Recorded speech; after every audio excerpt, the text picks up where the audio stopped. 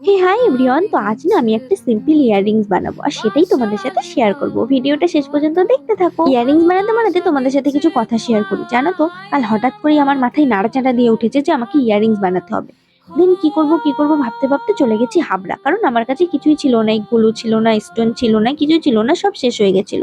তো হাবড়া চলে গেছিলাম, হাবড়া থেকে সব কিনে কেটে নিয়ে চলে এসেছি। বাট আজকে যেটা তোমাদের সাথে শেয়ার করবো খুবই সিম্পল। দেখো, আমি লাভ শেপে এই কার্ডবোর্ড গুলোকে কেটে নিয়েছি। দেন ওটাকে একটা ব্ল্যাক কাপড় দিয়ে এইভাবে মুড়ে মুড়ে আঠা দিয়ে লাগিয়ে দিই। দেন পেছনটা হোয়াইট কালারের পেপার দিয়ে এভাবে কভার করে দিলাম যাতে দেখতে সুন্দর লাগে। এবার এটাতে কাজ করব স্টোন দিয়ে। জানো তো, আমার এই ইয়াররিংসটা না বেশ পছন্দ হয়েছে।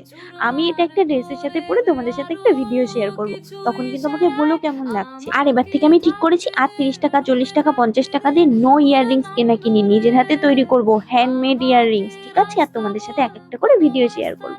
তো চলো, আজকের মতন টাটা। ইয়াররিংসটা কেমন